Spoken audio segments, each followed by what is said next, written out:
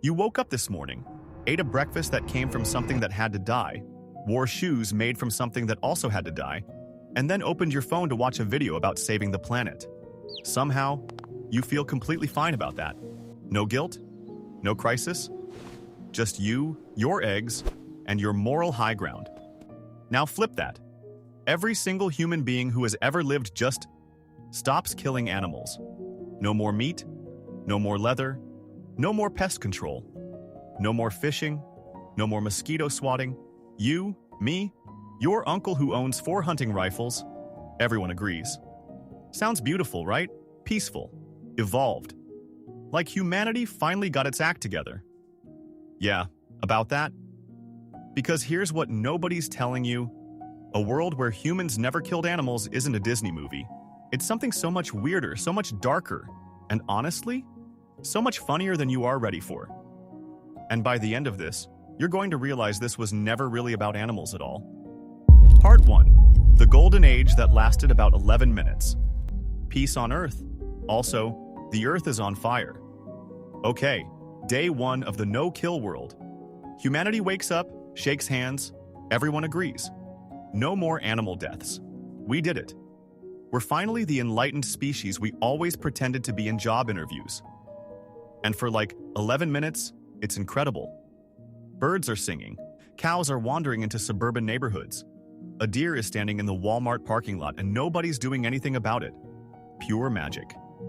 Then someone notices something. The deer is in a lot of parking lots, like a lot of parking lots.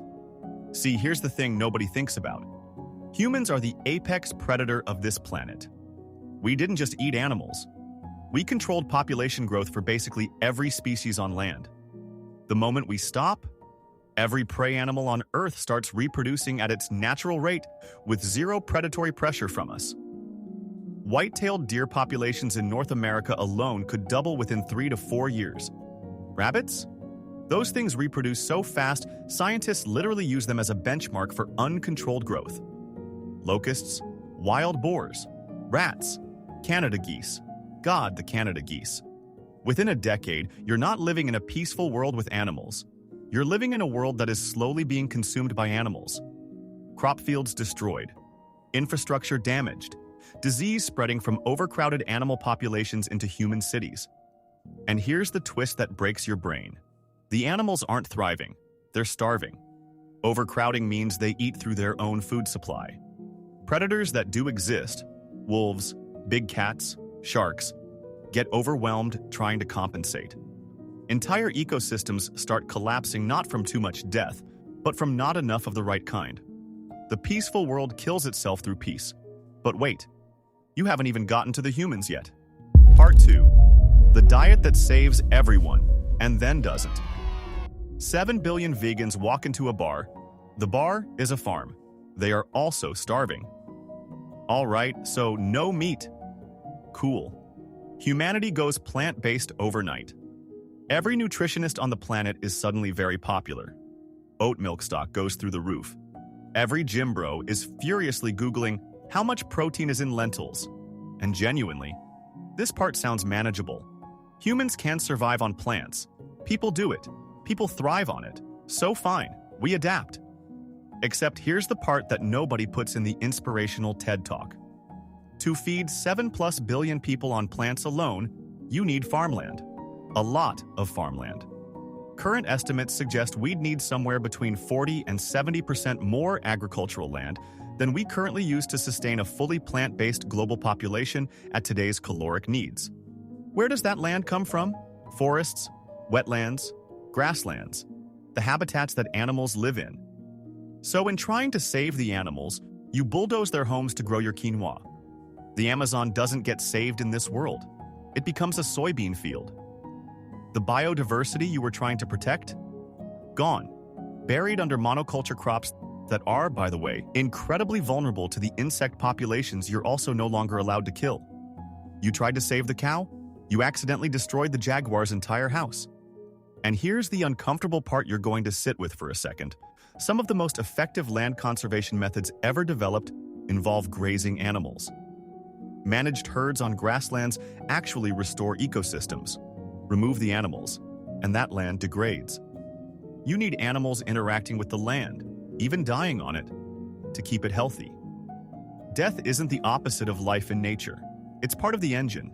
But okay, maybe humans get clever. Maybe technology saves us. Lab-grown meat, vertical farming, hydroponics. Maybe. But you're about to find out that the biggest problem in this world isn't logistics. Part 3. The thing you forgot was alive. You saved the cow. You're still killing billions of things per meal. Somewhere around year 3 of the no-kill world, a biologist posts something online that breaks the internet in a very uncomfortable way.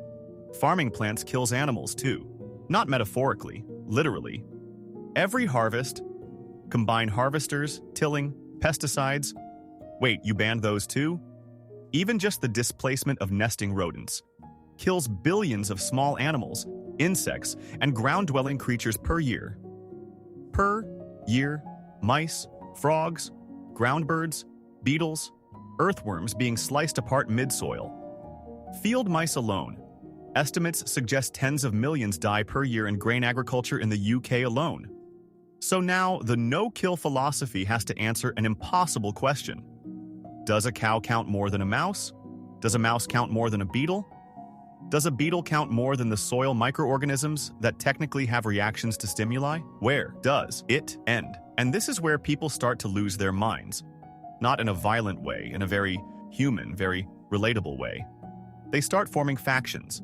The mammals-only people, the sentience threshold people, the people who say insects don't feel pain and get absolutely destroyed in the comments, the guy who went fully breatharian and is now hospitalized. Because here's the truth nobody wanted to say out loud. Killing is not a human invention. It is a biological reality. Every living thing on this planet survives by consuming other living things. Plants absorb dead matter. Fungi digest decaying organisms. Bacteria live inside you right now eating your byproducts. You are not outside the food chain. You are inside it. You have always been inside it. The no-kill world doesn't remove you from nature's violence. It just makes you pretend you're not part of it. And that pretending? That's where things get really interesting. Part 4. The world that forgot it was an animal. The apex predator who decided he was too good for the food chain. Here's where it gets psychologically weird. Stay with me. A generation grows up in the no-kill world. They've never seen an animal slaughtered, never been near a factory farm, never watched a predator hunt. To them, death is abstract, sanitized, something that happens to old people in hospitals, not something woven into daily life. And something shifts in the human brain. Studies on societies with high animal death exposure versus low animal death exposure show something consistent. Proximity to death, real, biological, natural death, produces measurably higher tolerance for discomfort, more realistic expectations about suffering, and paradoxically, more empathy for living things. Kids who grow up on farms are statistically less anxious about death than kids who don't. Not because they're desensitized, because they understand death as part of something real. Now remove all of that. Raise an entire civilization on the idea that death is preventable, that life can be protected from all suffering if we just try hard enough, that the natural order is something to be overridden. You don't get a more compassionate species. You get a more fragile one that can't process loss, one that panics at impermanence, one that medicalizes grief and scrolls past it when it's inconvenient. You get, in other words, us, but worse. And here's the gut punch nobody saw coming. In trying to stop killing animals, humans might have been trying to run from the most uncomfortable truth of all. That they are animals, that they are mortal, that they are part of a system that requires sacrifice, decay, and loss to function. The cow isn't just food. The cow is a mirror, and some people really do not want to look. Part 5. What this was actually about the whole time. You weren't trying to save the animals. You were trying to save yourself.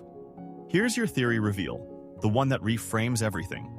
The no-kill fantasy isn't really about animals. It's about guilt.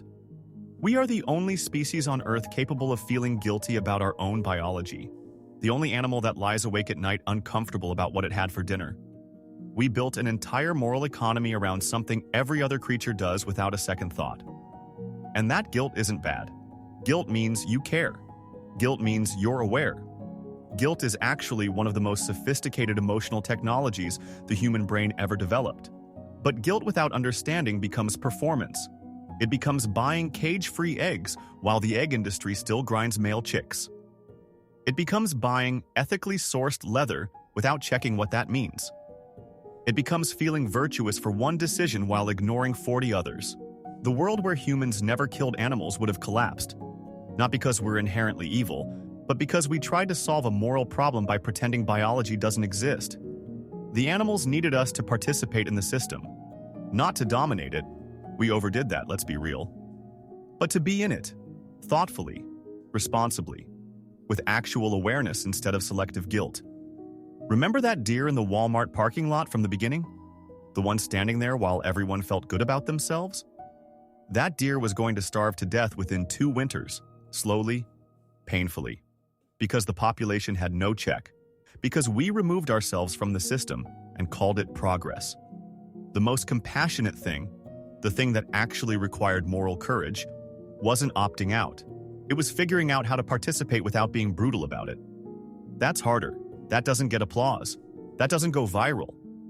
But that's the one that actually keeps the deer alive. Damn. Drop in the comments what animal you think would have absolutely taken over the planet first. And if you say Canada geese, you're right, and we all already know it, which is somehow the scariest part. And if you actually made it to the end of this without skipping, I don't know what to tell you. Either this was genuinely interesting or you have a very specific problem with the off button. Either way, there's more where this came from. Apparently I can't stop. The algorithm noticed. It's getting weird. For real, bro. We say it so you don't have to.